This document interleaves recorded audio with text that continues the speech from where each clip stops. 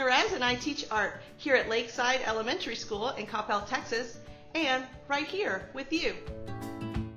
In this lesson, I will be showing you how to make your very own super artsy, rainbow-inspired still life. For this lesson, you will need paper, pencil Sharpie.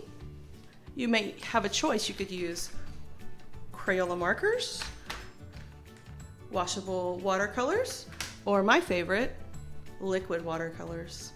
I will be using mixed media paper. It's suitable for lots of different mediums, such as liquid watercolor. So I have a sheet here. I also like to start this project by drawing a rectangle in the center of my piece of paper. You could do that freehand, or like I'm doing here, I've cut down a smaller rectangle, and then I'll now trace that with my pencil. And a lot of times students will ask me, why are we doing this? Well, honestly, I just think it looks cool. It just seems really interesting to me to have things coming in and out of the frame. It has you kind of question what's going on. Okay, let's get started by taking a look at this cup. If you look at the top of this cup, you see a circle. But when artists draw cups from different angles, the shape changes. It's called foreshortening, and it becomes more of an oval when drawn from the side. So that's why I'm going to start by drawing this oval shape instead of a solid circle. I'll flatten it a little bit. So I'm going to start about right here. Draw a curved line, another curved line on the other side. Oval. Yours does not need to look perfect, does not need to look just like mine, just do your very best. So the next thing we'll do is I'm going to angle my paper just a little bit, because I'm going to take a line from the far edge of this oval. Not here, way over here on the edge, and I'm going to go outside of the frame. Same thing over here, and you can tell I'm trying to make a cup that gets a little smaller. Alright, if you ever need to pause this video, feel free. You can pause, you can make adjustments. You're going to need to be erasing at times when things cross over the frame. And what kind of line do you think might go here? A lot of kids would just draw a straight line for the bottom of a cup. If you look at the bottom though, it's more curved. So let's give it a curve. And after I like my curve, then I can decide which lines to erase. All right, that'll be good for this one. Let's do one more cup here, like you see here. So we're going to draw the top of this cup like an oval, not like we're looking directly into it, but we're looking at it from this direction. It looks more like an oval. You should try that. Grab a cup and look at it at different angles. The shape changes. Okay, I'll put an oval here. Curved line. Another curved line. Okay, you want to pause and get that going. I might do a little adjusting myself. And when you're ready, we'll move on. We're going to make two lines. Remember, it's not here, not here, not here. Way out here at the very outer edge. Some kids like to sketch draw like this. Sometimes I just draw a line and see what happens. All right, I'm going to give it a curved line at the bottom. Then I'll do a little bit of adjusting. Okay, let's keep going. We're going to draw some paintbrushes in our cup. We want to make this an artsy still life. So I'm going to start on the very edge, just like we did when drawing this line here, and I'm going to go up and out. You can see on this one I have a little bit of a curve. If you want to change some of the shapes of your paintbrushes, or if they just come out a little different, that is a-okay. There's lots of different shapes and sizes of brushes, so we just want to get a few paintbrushes in. Let's draw one more here. Maybe it'll get wider, like so. Maybe even a little taller. Okay, we could have an angled brush. And we could draw where the brush stops. Here. This part of the brush is called the ferrule, the metal part. It's kind of where you want to try to keep the paint from getting. All right, let's try one more on this side of the cup. How about that? So right on the very edge, making this one similar to this one, but I think I'll make it a little shorter and more rounded on the top. All right, we'll draw the ferrule. Do a little bit of erasing when a line crosses over the brush. All right, and then let's do one more. This time we'll do kind of a teardrop shaped brush. So let's start at the bottom like we have been doing. We'll go up, one more up, pause if you need to. I'm going to start this curve here, And then I'm going to go around and up. It's a curved line, looks kind of like a Hershey's Kiss at the top. I kind of feel like this is kind of short and stubby, so I'm going to make this curve go a little longer. That's always a good artist thing to do. You know, as you're going along, notice what you're doing, and if you think it looks a little off, give it a little change. That's what artists do. All right, that's looking better, I believe. And give it a ferrule. So in the background, we're going to draw what I typically call a horizon line when we're making a drawing outdoors. But this drawing is indoors, and so sometimes I like to call it a table line. It shows where the cups are sitting. All right, here, this could be a mirror on the wall. It could be a painting that someone has made in an art studio, perhaps. Here we go. We're going to start with our pencil inside the cup. So past this line into the cup, and we'll start drawing a line that comes out, like all of the water is spilled out of the cup and it comes down to this line. And when it gets to this line, I want it to go straight down. It'll look like it's spilled over the edge of the table. It's kind of cool. Let's do the outside line here. So we're going to put our pencil right here on the very edge of the cup. You can have the water start to come out so you have more room for your rainbow.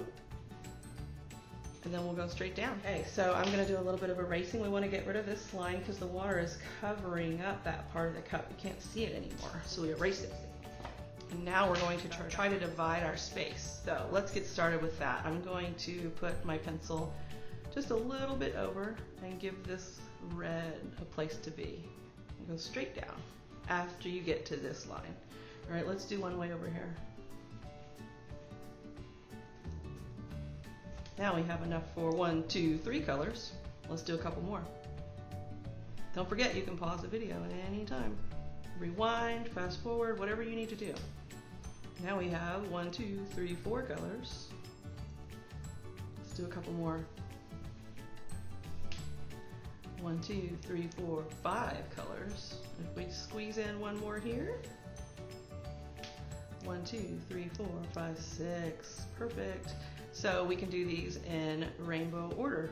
Red, orange, yellow, green, blue, violet. All right, so next step will be Sharpie. Okay, I'm gonna quickly show you how I would go about outlining this project. So sometimes my youngest artist asks me, what is outlining anyway? So it's basically going over every line that you drew with a pencil and then you make it permanent with a Sharpie. Making these lines permanent, make them bold, they stand out, you can see your art a little better. And they also are going to make sure that our paints don't smear in the end because it's a permanent line.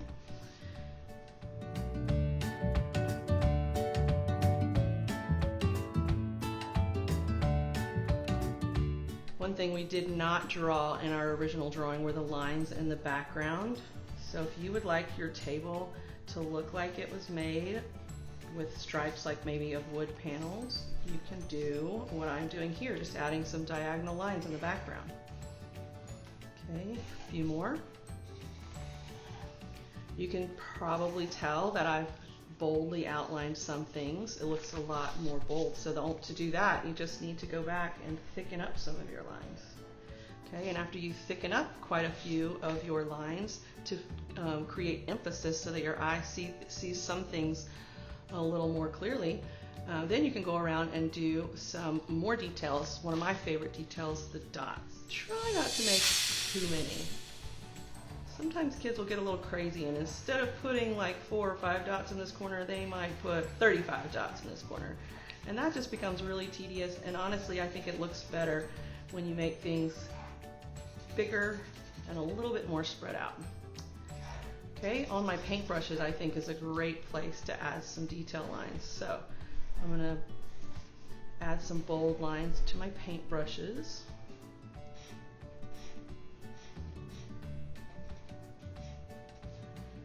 I'll even add some cool reflection type lines to my cups.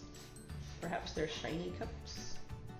Okay, before we add color, we're going to go through here with our eraser and make sure that you erase any pencil marks that didn't quite get covered up.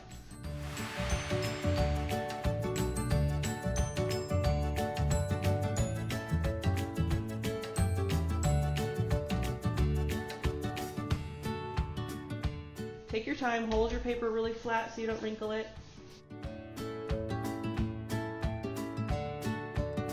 We are ready to add color. You could use anything you have. Crayons, colored pencils, you could use Crayola markers, watercolors, the old school kind, or you can use my favorite, the new school kind, the liquid watercolors. You can order these on Amazon.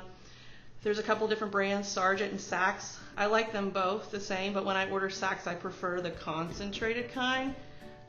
This kind is kind of like jelly almost like. I like the liquid a little better, in case you're interested. All right, I have a little palette made here with rainbow colors, red, orange, yellow, green, blue, and violet.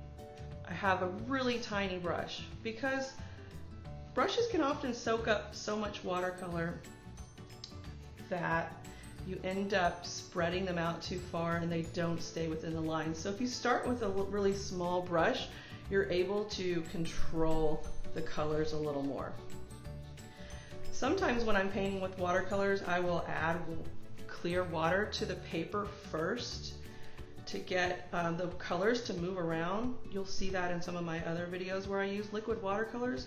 But for this particular project, I prefer to leave them undiluted, not adding any water to the palette or to the paper, and that kind of gives me a more vibrant look, and that's what I'm going for here. The rainbow really makes everything pop, and so I'll just keep going. You can keep watching, color along with me. You can pause anytime you need to.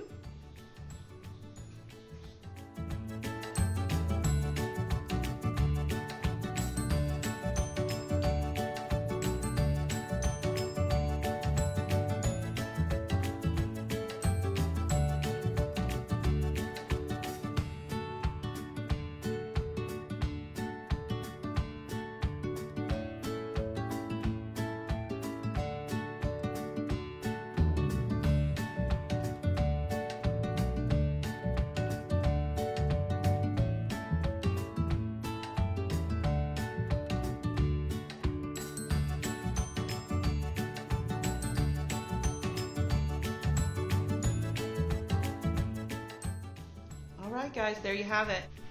Super artsy rainbow still life. See you next time.